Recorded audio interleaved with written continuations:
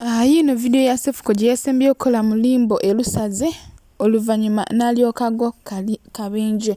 Wasiibye otya? Wonna omulungi ampuliriza ol channel media kw'oli. Subscribe for more updates, like, share and comment. Teweerabira okunyiga notification bell obenga notified bwe nteekawo video empya.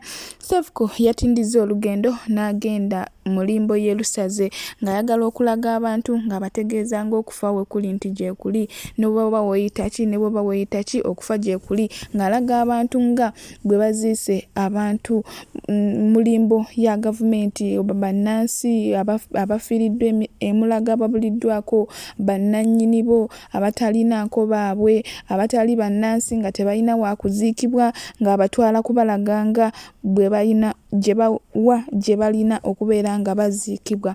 Bw'atyo gye yavudde ate yabadde avaayo n'abeera ng'ate afuna akabenje akamulese nga kamukutudde, naye nga tusabe Omukama Katonda amusaasire amusuuse.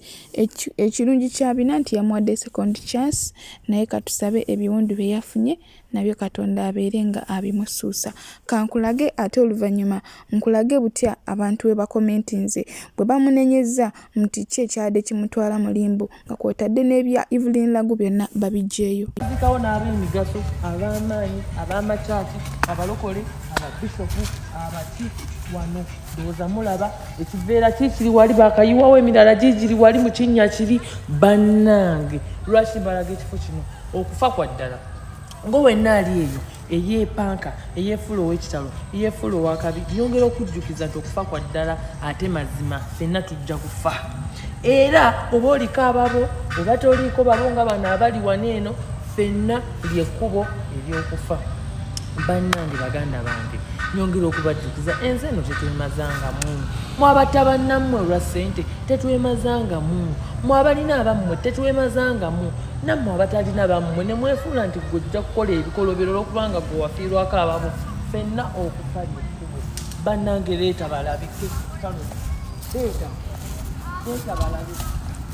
Leeta ekyo ekiruma kiraba kiikyo okiraba bayiwamu abantu. Leeta balabike. Leeta balabe. Sagala bagambe Dr. Cephcol jangu balabe. Jangu balabe. Bannange okufa kwa ddala, okufa mazima,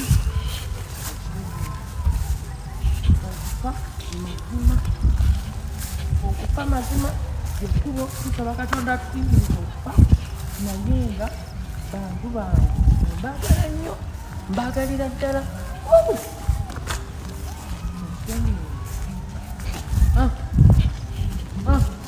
Oba ennyumba yo bagizimbye nga nnene oba bagitaddeko bwaguuga osigala ofudde. Jangu mwana wa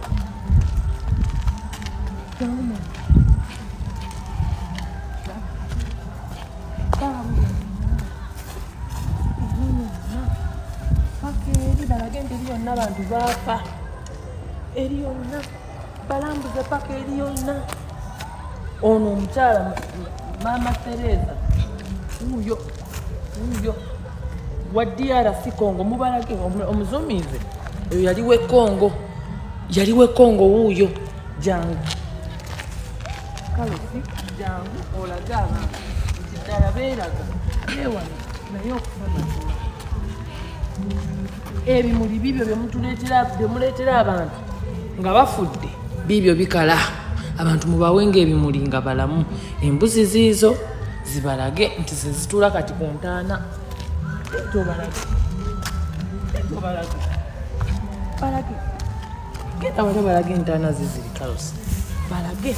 Bannange okufa mazima bantu bange. Wano kino ekinnya okiraba wano bayiwawo abantu nga 2 okiraba mulimu ebinnya eby'enjawulo nga byo bayiwamu buyiiya bava emulago. Bantu bange tutye Katonda, tudde eri Katonda, twegendereze bye tukola kubanga oyagala toyagala essaawa yonna tujja kufa, ate nga tujja kufa. Jangu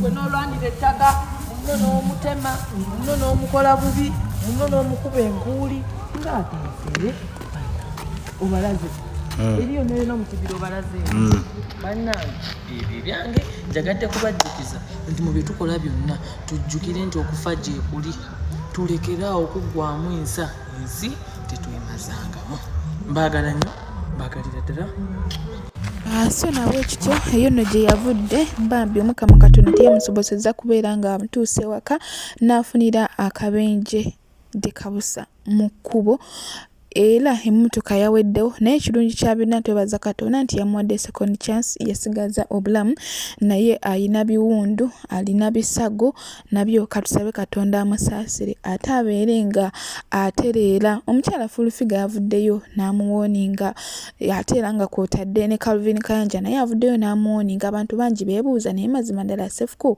anoonya ki ku bijja nti era bw'ati bwe yakolera content ku kijja ky'omugenzi Evelyn Lagu era bw'ati y'omuntu yemu agenze mu Limbo nti abantu babeera bafa n'obusungu abantu babeera tebabazise ku bijja byabwe tebabazise waabwe babeera balina obusungu mazima ddala oba onoonya ki mu Limbo kankuleka obeere ng'obyerabirako omu ensonga za Cephcol azoogerako nga bw'ayagala naye mulina ekintu kye mubuusa amaaso baganda bange omanye ensonga lwaki bwe tuba tugenza okuziika batuwa eddagala tuliyise mu ngalo nga tetunnalinnya mmotoka kudda gye tuva omanye ensonga lwaki bw'ogenda okukoola ku bijja by'abajjajjaabo bakadde bo oba baani bonna abafamireyo toyingira mu nnyumba nga tonaabye eddagala omanye ensonga lwaki bakuwa eddagala nga waakava emagombe ensonga eno tugibuusa amaaso naye abaatusooka mu nsi eno bajjajjaffe si basiru mulimu ebijja ebikambwe mulimu amalaalo amakambwe mulimu abaafa nga bakyasika abalamu Cephcol yeebaze katonda yandibadde mufu katonda ayinza okuba yamuleseewo kusomesa balala oyinza okumbuulira Cephcol yakoze ddi obulombolombo obutwala abantu mu malaalo oba yanaabye ddi eddagala lye banaaza abantu oba lye bakuwanga waakava emagombe eddagala lino lyonna lye bakuwa n'okunaaba ligema mizimu